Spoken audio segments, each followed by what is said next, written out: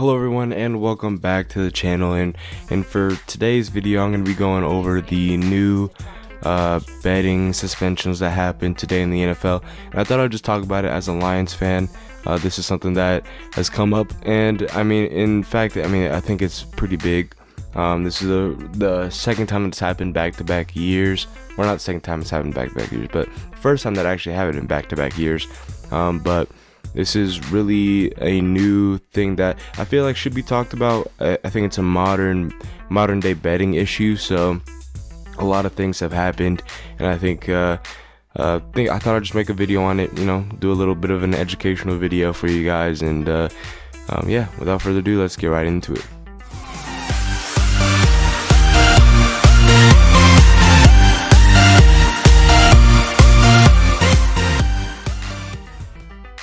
Sports betting is a hobby that is enjoyed by many. However, for the NFL, sports betting isn't as enjoyed by the commissioner. Only 10 players in the history of the NFL have been suspended from sports betting as of April 2023. 5 of the players from that list are from the newest ban that has happened this past week.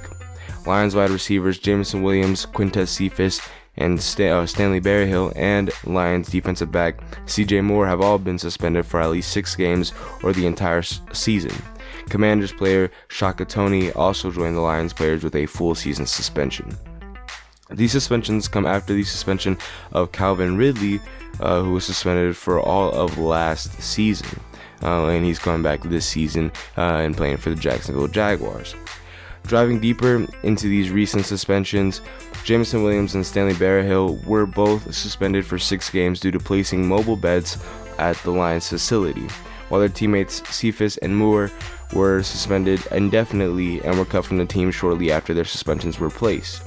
The only suspension that will affect the Lions season is a 6-game suspension to Jameson Williams, who was their 12th overall pick in the 2022 draft. Jameson Williams missed most of the 2022 to 2023 season due to an ACL injury he suffered in the national championship game when he played for Alabama. The Lions seem to see lots of potential in Williams, but so far it looks like he's not going to play 16 games in his first 2 seasons. The other suspensions won't really affect the Lions. CJ Moore probably was the next one that would probably affect them. He was a great special teams player and was a player in the lineup for a position that needed a lot of help. So the Lions are now missing a lot of depth at the cornerback position, along with the fact that they traded Jeff Okudah to the Atlanta Falcons earlier this offseason. Since the investigation is so new, there isn't much information coming from the NFL. According to this New York Times article, the league released no specifics about the bets placed by these players or how the violations were uncovered, but said its investigation did not turn up evidence that any inside information was used or that any game was compromised in any way. So far, from the limited knowledge that we have on this situation, it looks like Williams and Berryhill just placed bets on other sports, but where they went wrong was placing those bets inside of the Lions facility. However, as for Cephus and Moore and Toney, it seems that their infractions were more severe. But again, the NFL hasn't released a statement at this time.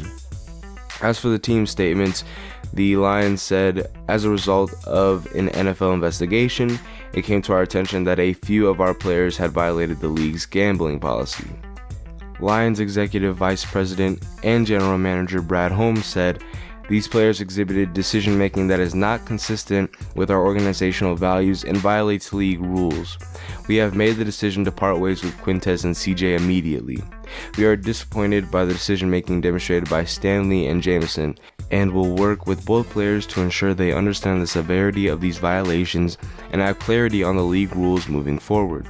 The Commanders also released a statement saying, we have cooperated fully with the NFL's investigation since receiving notice and support the league's findings and actions. The Commanders said all further questions on the topic should be directed to the NFL League office, which the Commanders are not a team that are new to NFL investigations. But I feel like this won't be the last time we see a group of suspensions like this. This is the second year in a row where something like this happened. I feel that the main contributors are the increasing accessibility of sports betting and partnerships that the NFL has with other sports betting companies. According to the American Gaming Association, a record of 46.6 million people bet on the 2022 to 23 NFL season, and the previous year before that, there was also a record of 45.2 million people who bet on the NFL. This increase is shown through the biggest gambling apps such as DraftKings and FanDuel. There are also more states legalizing sports betting with 29 out of 50 states having sports betting legal. The NFL has also recently made a deal with the sportsbook companies Caesars, DraftKings, and FanDuel to promote betting for the NFL, basically allowing there to be prop bets for players and things like that. But I will leave the link down below in the description if you do want to read that full article, or I guess I'll put all the articles. I think I have most of them saved, so I'll go ahead and leave the links down in the description for you if you guys want to do the research yourselves. But I think it was pretty good article overall. But this one just basically going over the deal that the NFL made with the sports betting companies, sportsbook companies, and overall I feel like it's kind of a interesting thing, but I think that the NFL really is just trying to promote their brand across the entire nation, while as these players have already been told you can't bet. I mean, even NFL faculty, the Lions also released some of their employees through the organization as well, so it's not just the players, it's also the faculty and staff of these organizations that also have to abide by these rules. So it's not like it's super specific to just players, but just NFL staff at all can't bet on sports. I mean, they can bet on sports, but you can't bet on other league sports inside of a facility, and you just can't bet on the NFL, which are the two things that did happen in this case, or from what we know. But now I do understand that the NFL is just trying to expand their brand, but these same things are the external cause for most of these modern day suspensions of sports betting. I also don't expect the NFL to constantly be aware of what these players are doing. The players also end up making these bets based off their own decisions, whether it be because of the NFL's deals or just attempting accessibility all players have in order to make money based off of this. Overall, at the bottom of this deep rabbit hole, it just seems that this is a problem that will continue.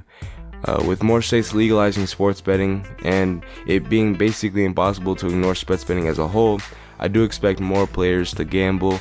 And in this growing economy, I feel that sports betting has become more normalized, especially with the legalization of it in multiple states now. I feel that it's definitely going to be easier for players to bet. And again, the NFL is not going to be able to just be like looking at all these NFL players' phones. Like, nobody's going to be able to do that. So I think it's kind of a double-edged sword. The NFL has shown that they want to work with these sports betting companies, but at the same time, they're out here suspending players because of it. And I do think a full season is a little too much, a little much. Half a season even at that. I mean, if we look back at last year, Calvin Ridley got suspended for a whole season for just betting on a game, and it wasn't even a Falcons game. Allegedly, it was just some other game, I guess. Probably in the same case of Jameson Williams and Barry Hill, but DeAndre Hopkins was also suspended that season for a PED violation. It was only suspended for 6 games, which I feel like it should be flipped the other way around, but I feel that the sports betting ban is a little much. But I feel that for the NFL to get their point across to these athletes, to get them to not do any type of sports betting, at least on the NFL, I think you just have to go to the extremes, and that's what they had to do. And I think this suspension of all of these players is definitely going to be a big eye-opener to a lot of players in the league and the league as a whole. I think a lot of these organizations are going to be keeping a watch and an eye out for that. But again, it's kind of hard to maintain this controlled type of environment. I mean, sports betting is just so easy to access. Like, you can just download the app off your phone, deposit money from your bank, bet, and get the money back if you win. So I mean, really, it's just so easy that anybody could do it. So I feel like that part's gonna be hard, and that's why I think it's just gonna happen more.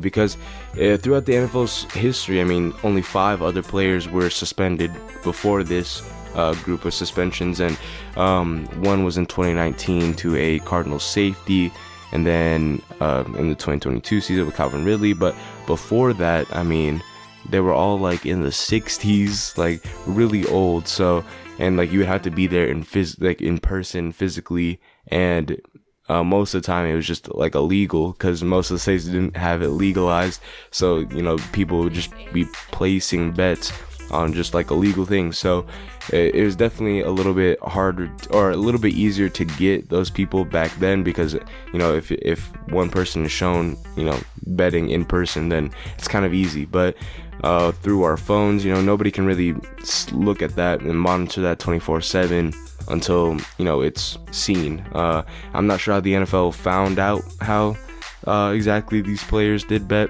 since the NFL hasn't released anything going over how they were able to find this information. But I think overall it's definitely going to be happening more, but I'm not really sure what the NFL will be able to do. I mean, a full season is strict enough, especially for these, for the players that weren't really on the team and they ended up being cut by them, because I mean they didn't play that big of a role. But yeah, it's definitely going to be hard to see, but I don't think the NFL can really make a harsher punishment for this offense. So I think overall it's probably just going to stay the same way it is, but I think betting is just going to become a more of a norm in the NFL, and it could cause the games for the suspension to drop. But other than that, I don't really see much else happening in the future with sports betting punishments. And that'll be all for today's video. Thank you all for watching or listening all the way through.